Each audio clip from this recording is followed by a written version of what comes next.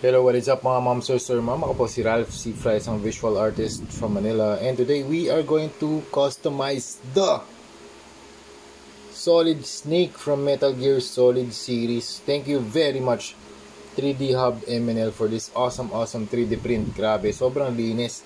Meron akong review nito sa aking channel. Yun yung latest video ko before ko i-customize itong sobrang angas na piece na to. 110 scale na 3D printed statue. Solid Snake. Ang ganda ng base. Solid. Ang ganda talaga. Malinis yung print. Hindi ko pa siya nag-glue. Puro blue tack pa lang siya. Kaya, mas maganda pala, ano. Actually, ni-request ko na assembled yung i-deliver sa akin. Pero na-realize ko nga pala. Mas madali siyang pintahan kapag naka-disassemble. Kasi katulad niyan, yung part na to, mahirap ng pintahan yan. Lalo na doon, di ba? Mahirap na eh. Kaya ang gagawin natin, i-disassemble muna natin to. May mga pegs naman yan, katulad dito. Malalaki yung pegs. So, meron tayong kakapitan ng mga alligator clips. Yan, pwede kayong gumamit ito. Faber-Castell Tack It. Yan, ganito yung texture niya, parang clay. Tapos ang ginagawa ko dyan, so tanggalin lang natin yung piece. And then, kabit natin dito sa peg. Tapos, meron tayong alligator clips. So, ito lang yung ginagamit sa Gundam na mga pang-hold ng mga parts. Yan. Tapos, ayun, nahulog. Kapit lang natin dito. Yan. That's it. Tapos, pwede natin sprayan yung mga parts. Ito yung gagamitin nating primer for today. Bosny number 68 primer gray. Ngayon ko na lang ulit ito gagamitin. So, shake lang natin yung can. Siguro mga 1 minute continuous na shaking para lang mixed yung particle sa loob. Maganda yung spray, maganda yung buga. So, yan. Pagkabukas nyo, ayun, bagong-bago. Pagkabukas nyo, make sure na yung nozzle ay nakatapat sa part. Tapos, siguro mga 1 ruler apart. Ang ginagawa ko dito, burst lang. So, parang yung, multiple thin coats versus 1 thick coat. So, ganyan. Yan yung, yun yung, kunwari sound. Kasi nag-spray ako sa labas, hindi ako pwede mag-spray dito. Yan. Habang iniikot ko yung part, spray lang. Tapos yun, 2 thin coats versus 1 thick coat. Kung gusto nyo, pwede maging 3 thin coats pa yan. Okay? So yun, balikan ko kayo. Okay, na-spray na natin yung mga parts natin using Bosny Primer Gray. So ganito yung itsura niya. 1 coat lang muna ginawa ko kasi ito yung susunod na coat natin. Fluorescent Spray Paint na acrylic lacquer number 1007 flat white. Okay, so spray na natin to tsaka tong head ni Solid Snake. Okay, lahat ng parts actually.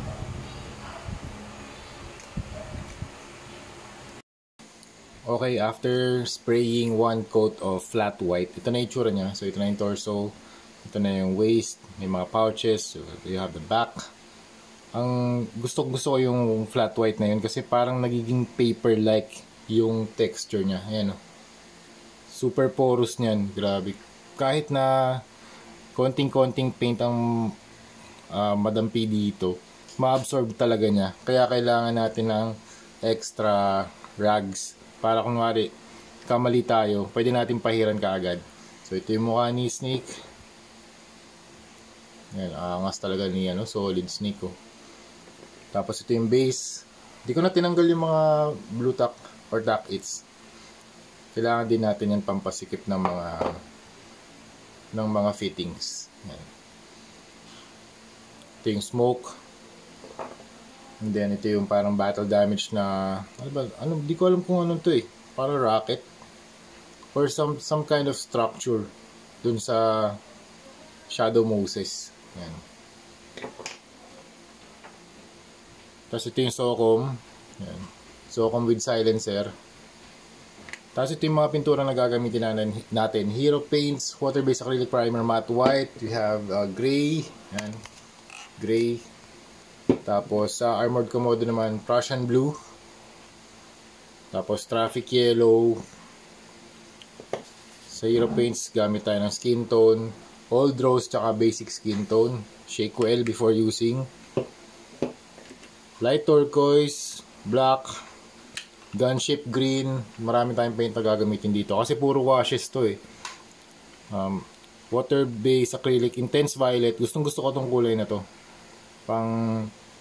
pang ano yan, pang add ng depth sa blue. Kasi kung blue parang masyadong monotonous. Cobalt blue. Tapos last natin leather brown. Tapos ito yung mga brushes na gagamitin natin. Galing to sa Arts Mo to na Shopee page. Ganda, super favorite ko to. 4 na set, parang 25 pesos lang ata. 4 na piraso. Yan. So per set. Tapos ang maganda sa kanya, pwede kang magbago ng line weight. Kasi pag basa yung tip, ano siya, matulis. Tapos pwede kang gumawa ng fine lines, pwede kang gumawa ng thick lines. Yan, depende dun sa hagod mo, dun sa action figure, or dun sa surface. Okay. Okay, game, start na tayo. Okay, since ang gagawin natin, broad na strokes muna bago yung details, gagamitin natin to mas malaking brush kaysa dito. Kasi ito parang mas fine details eh. So, lakihan natin yung brush natin para makagawa tayo ng broad strokes muna, and then after nun, saka na tayo mag-details. Kumbaga, i-wash muna natin to with blue, with desaturated blue. So, ang gagamitin natin ito. Prussian blue, cobalt blue tsaka gray. Yan, mix natin itong dalawang to. Tapos, water. Yan. Kailangan dito ng maraming tubig. Kasi wash lang, hindi siya yung purong paint talaga. Okay, sa pag-a-apply ng wash, unahin natin yung mga areas kung saan hindi tinatamaan ng ilaw. So, kung saan nagkakas ng shadows, doon natin ilalagay most of the wash. Okay? Try natin. Start tayo dito sa likod. Try lang natin dito. Yan, parang watercolor.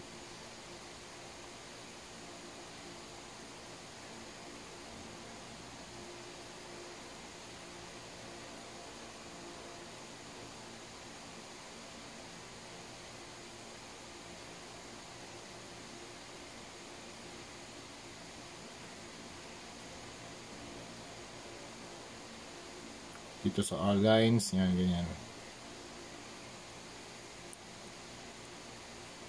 Okay lang kahit magkamali kayo, pwede pang yan, pwedeng gawa ng paraan yan. Okay?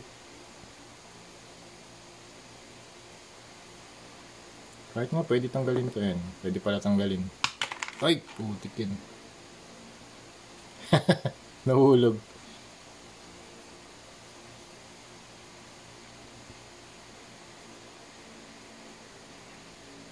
Okay. So, ang tactic lang natin dito, very loose na blue wash. Yan.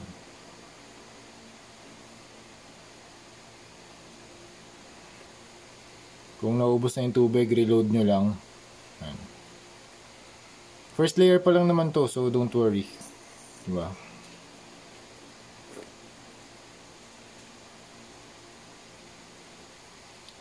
Yan, kung wari ganyan, pwede nyo tanggalin ka agad. Yan.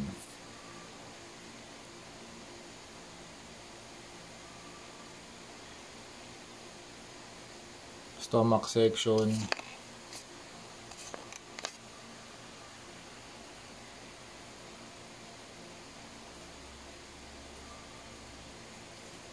So don't worry about details. Kailangan lang natin malagyan yung areas ng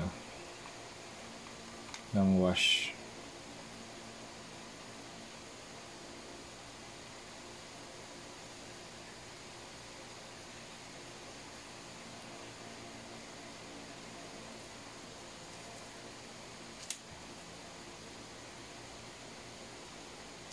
Mas maganda siguro meron kang extra brush yan para pwede kayo mag-mix ng tubig.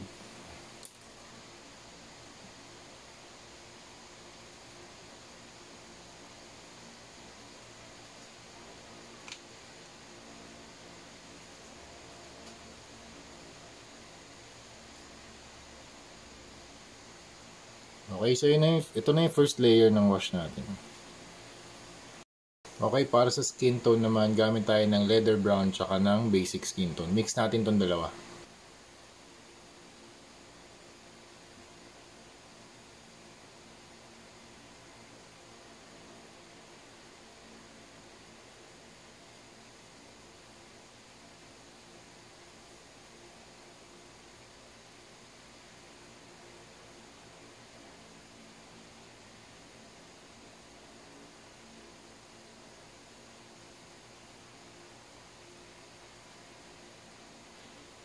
Dito, mas maraming paint kasi may shadows dito eh. Ayan.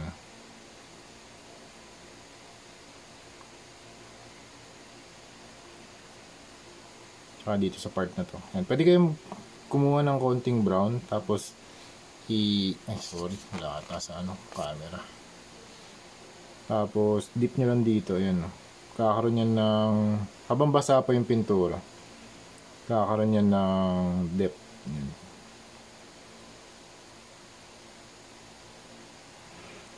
Ang technique dito, kailangan mas maging siya, gestural. Sabihin mas dynamic yung paghagod versus dun sa very careful na pagpipinta, yung super detailed. Hindi, very loose yung gawa niya ni Yoji Shinkawa eh.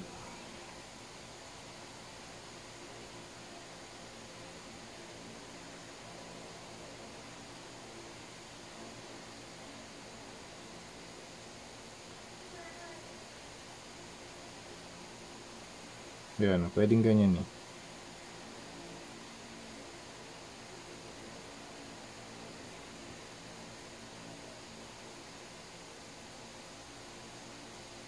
Tapos magli-leave din kayo ng areas na white lang.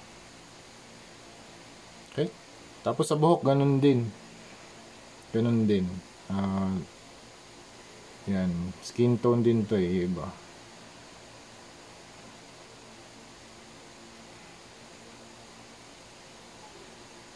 Tapos may brown lang dito sa iba't ibang spots.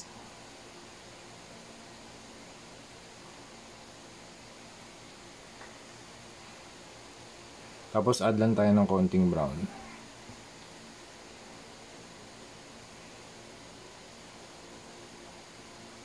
Yan. Pwede kayo magdagdag ng tubig, pwede bawasan ng tubig. Yan. Kung gusto niyo mas intense yung kulay, bawasan niyo ng water. Kung gusto niyo mas hindi intense yung kulay, dagdagan niyo ng tubig. Kung baga mas less opaque, dagdagan niyo ng tubig.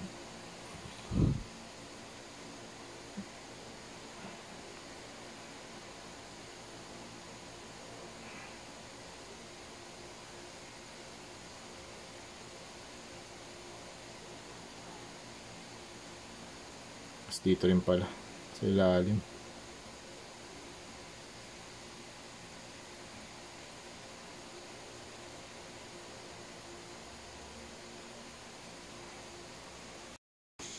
Okay, after nung first pass ng desaturated blue, try naman natin to light turquoise naman.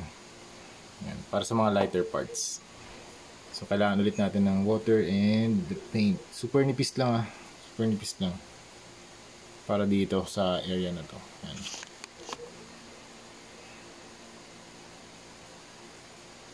Para sa mga mas nakaangat na parts. Yan.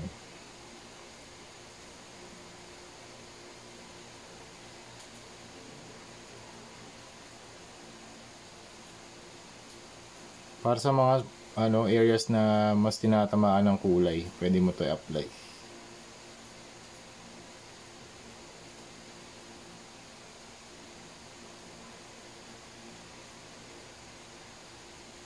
Yan, ganyan siya.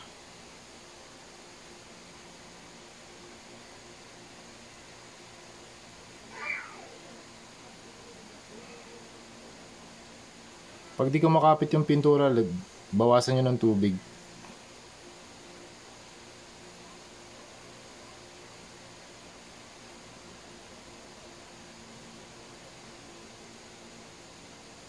Eventually, kakapit din yun. Ayan. Wash lang, wash.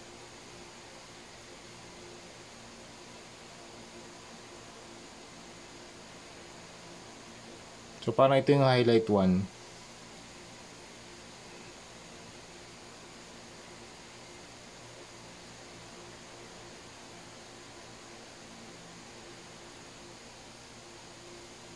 Okay.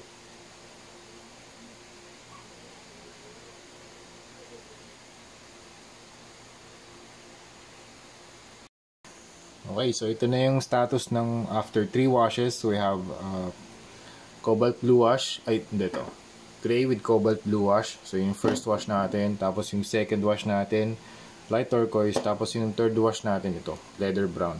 So ganito siya. Ito na yung torso, ang ganyan. Okay lang kahit ano, kahit medyo rough siya. Yun talaga yung concept dito, yung very gestural siya. Very rough, very loose. Wala pang detailing na paint. Yan, ganyan siya. So next na step na gagawin natin, gray naman. Gray na wash naman dito sa mga kanyang belt or straps. Yan, sa pouches, sa straps.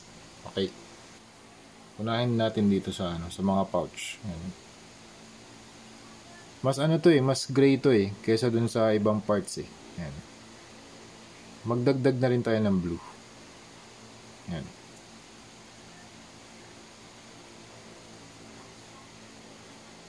Sabagay, pwede naman natin lagyan ng ng white.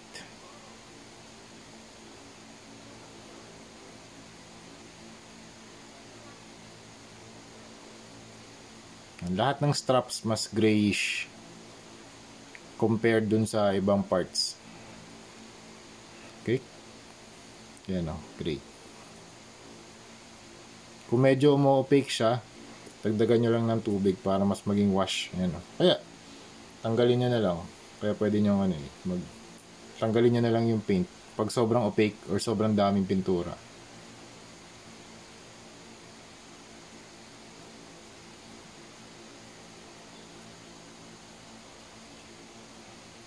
Okay.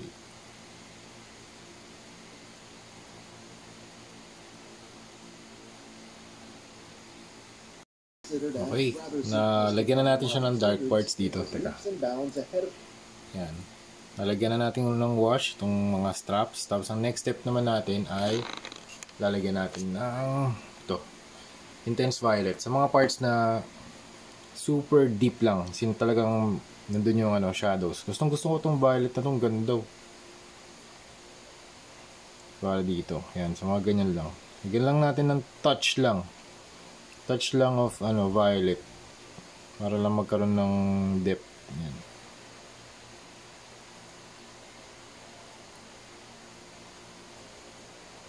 Yan. Pwede dito sa chest. Sa gitna. Yan.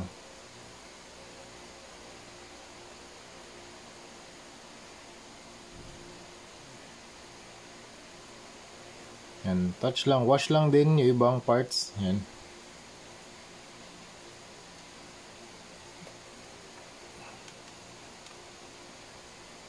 Hindi naman kailangan masyadong madami.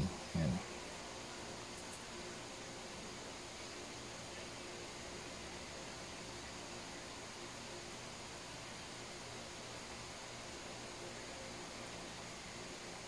Okay.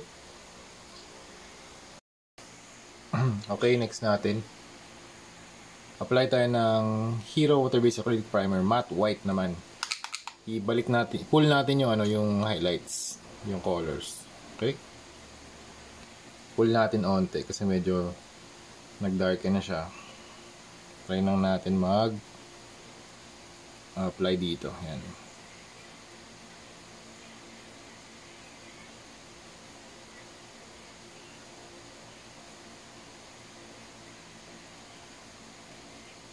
Sa mga areas na nakaangat, pwede nyo lagyan yan, ganyan. Parang dry brushing style lang din. Tanggalin ko yung moisture.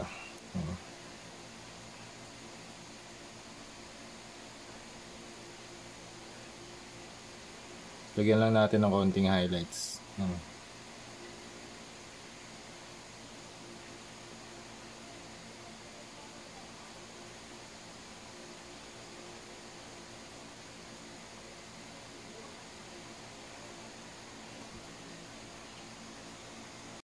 Okay, next step, gamit tayo nito. PH 179 black na primer. Para dun sa mga dark parts na. So, ito na yung status. Nagawa na natin yung mga wash. Highlights. Nice natin. And try natin outline na. So, yun na yung last na step actually. Okay, gamit tayo nito. Number 00000 Wei Zhuang brush para sa detailing. Yan. Sobrang nipis niyan mga momser. Sa Arts Moto ko rin to nabili. Okay, so try natin to dito. Super detailed din tong face, kaya try natin dito sa kanya. Teka, zoom in ko lang yan, para mas makita niya. Okay.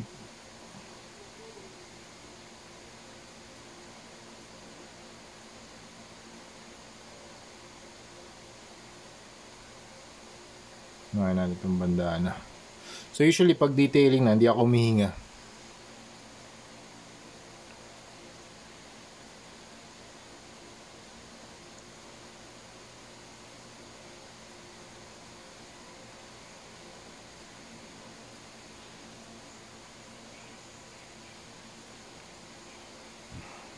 Kuha lang kayo ng water and paint, and then yun, resume na kayo. Hindi nyo kailangan super detailed. Talagang pa rin, very gestural pa rin yung brush strokes natin. Pero dito kailangan mas dahan-dahan Hindi katulad kanina sa wash. Tayo? Mas malawak yung strokes natin. Okay, so ito na yung Solid Snake na face sculpt with the ink na finish. Yan, mas close up. Okay, so yung darkest parts nandito. Ito yung gamit ko, super nipis. Yan, darkest parts sa ilalim ng eyes, yung bandana. Yan, naglagay ako ng lines dito kung saan na-stretch yung bandana niya, and then line here. Tapos dito sa ilalim ng neck, mas dark dyan.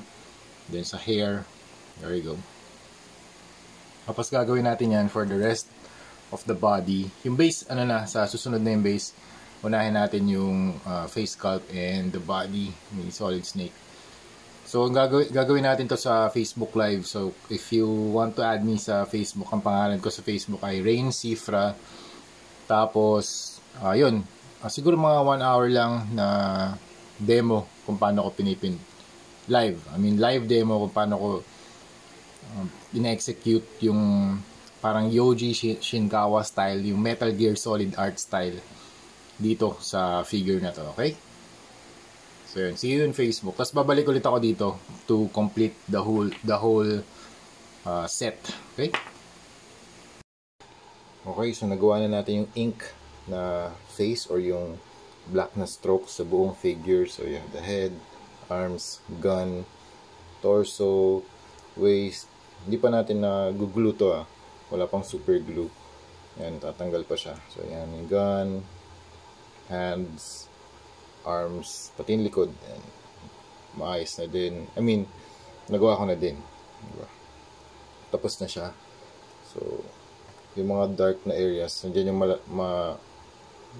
malalapad na black na lines or yung mga broad na strokes or mga thick lines, thin lines naman dun sa mga mas nasisinaga ng araw or dun sa may mga highlight na parts. Actually, gagamitin din natin to Pilot Twin marker. Yan, Pilot Twin marker for the extra detailing. Yan, yung mga maliliit na lines, pwede nating dagdagan yan mamaya. But for now, ito muna tayo. Base naman. So you have the smoke. And ano pa ba? Itong parang battle damage na machinery. Tsaka itong pinaka base niya. And thank you ulit 3D Hub MNL and figure from STL from Nom Nom Figures. Thank you very much. Sobrang ganda ng Metal Gear Solid na Snake. Alright, kakatapos lang ng ating Facebook Live, and ito yung nagawa ko for the Facebook Live. Nag-apply ako ng washes. So I have cobalt blue and gray, yung first wash. Tapos yung second wash natin, naglagay ako ng brown. Third wash, naglagay ako ng gunship green. Tapos orange and yellow para din sa mga parts na to. Kasi nandyan yung mga usok, yung mga smoke. So parang ito yung fire. Parang nagre-reflect yung fire sa loob ng smoke. And then last, naglagay ako ng light turquoise para lang hindi siya super blue and gray. Tapos dito naman sa metal, sa mga makeup parts or some parts ng machinery, na damaged. Ang wash na ginawa ko dito yung gunship green tsaka gray magkasama ulit para ma-desaturate yung green.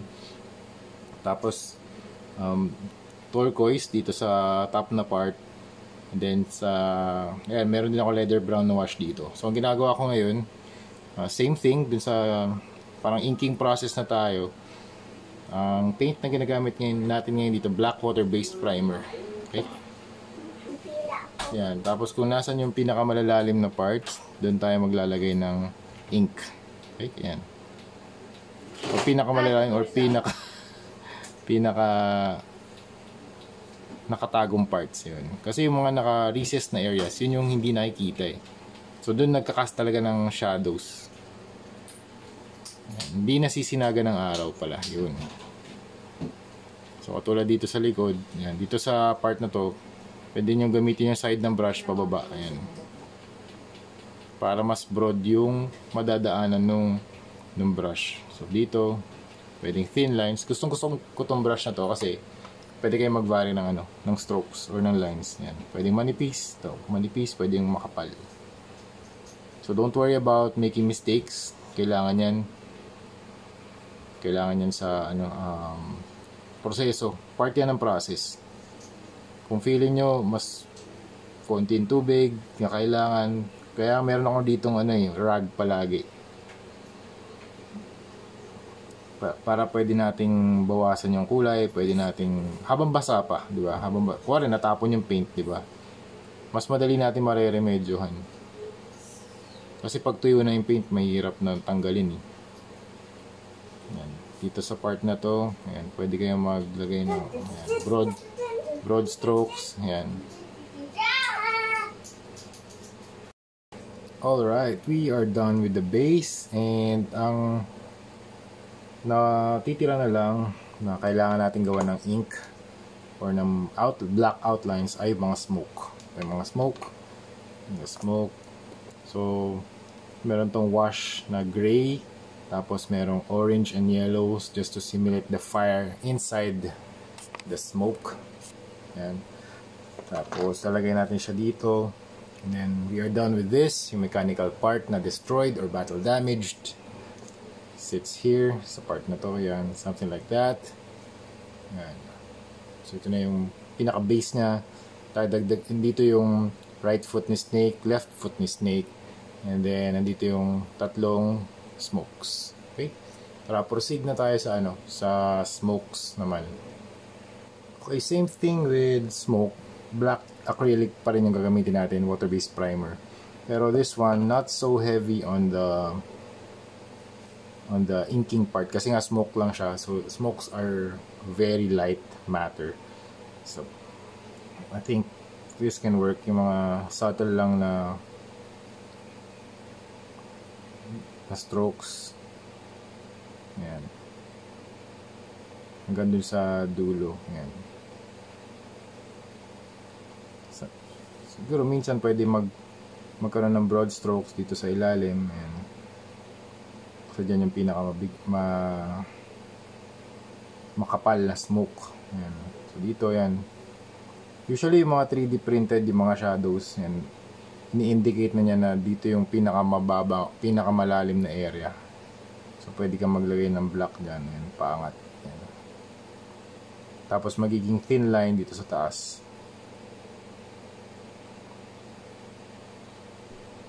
Yan. So pwede namang thin line. Tapos yung ganyan. Thick, thin, and thick. Ganun lang. Something like that. Hanggang sa mas maging satisfied na kayo. Tapos stop nyo na. Kasi dito sa smoke, di naman kailangan talagang lagyan lahat ng areas eh. Diba? So yung concept lang dito, lahat ng thick na lines nandito sa ilalim. Yan. Tapos yung thin lines nandito sa taas.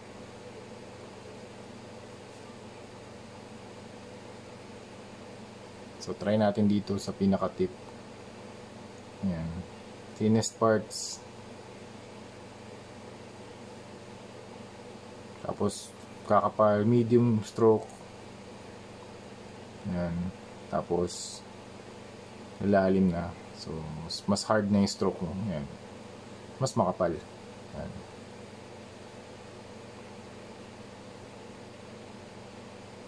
Okay, so ganun lang siya. Okay, pwede nyo rin gamitin to, Pilot Twin Marker. Use the extra fine tip para maglagay ng additional details. Katulad ng mga ganito. Yan, mga additional details lang, konting-konti lang din. Para lang hindi siya super blank dun sa mga areas na super white. Yan, pwede nyo dagdagan dyan. So since smoke naman to, hindi naman kailangan na regular lines. Dapat irregular lines yung lalagay natin dito. Ayan.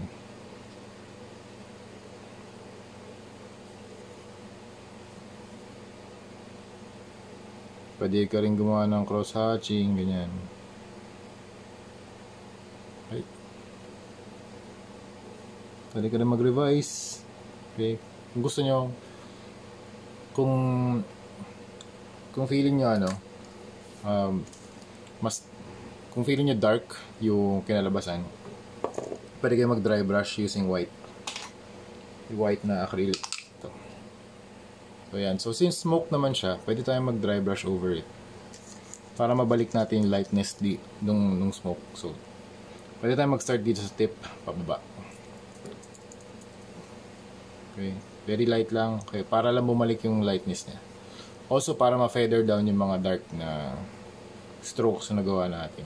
Usually, ang tatamaan yan yung mga nakaangat na areas. Hindi tatamaan yung mga nakalubog. Yan. So, maganda effect din tong dry brushing kasi nababawasan yung pagka-sharp. Kasi yung smoke din naman sharp, di ba? Yan. So, parang na-feather yung effect.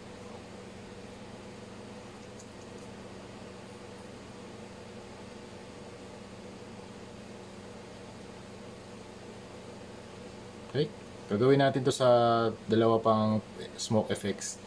Tapos dryer, and then photoshoot na. I think tapos na tayo. So, here we go. Ito na yung complete and assembled Solid Snake from Metal Gear Solid na 3D printed by 3dhub.mnl. Super thank you again to 3dhub MNL for this awesome 3D print. Yung STL file nito ay provided by Nom Nom Figures. And super happy ako sa results kasi na-execute ko yung gusto kong mangyari dito sa action figure na to. Ay, sa statue na to. Yan. You have the smoke sa likod. Tapos you have the battle damage mechanism dito sa likod. Tapos parang siyang some sort of a rocket or part of an aircraft or missile. Tapos you have the metal rod here. Tapos yung pouch ni Snake, the suit, the bandana. Super cool talaga ng character nito. Favorite game of all time ko to talaga si Snake. And manonotice nyo rito, hindi pa siya naka-super glue kasi gusto ko ma-disassemble pa rin siya.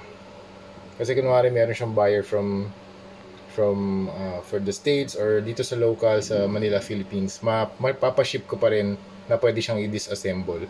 Kasi mahirap kapag assemble na mas mahirap siyang i-ship eh. Mas prone to breakage. Katulad nito, yan yung mga tips na ganyan sa smoke. Yan. Mas maganda kung matatanggal pa siya. Kasi pwede mo ipasok sa box na medium size box.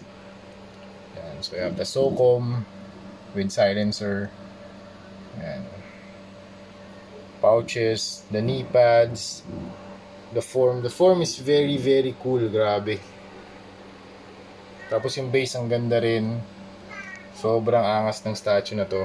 So maraming salamat sa mga nagti-3D print ng mga statues or mga figures kasi hindi na natin kailangan maghintay for the first party to do this, 'di ba? Kailangan lang natin ng 3D or STL file.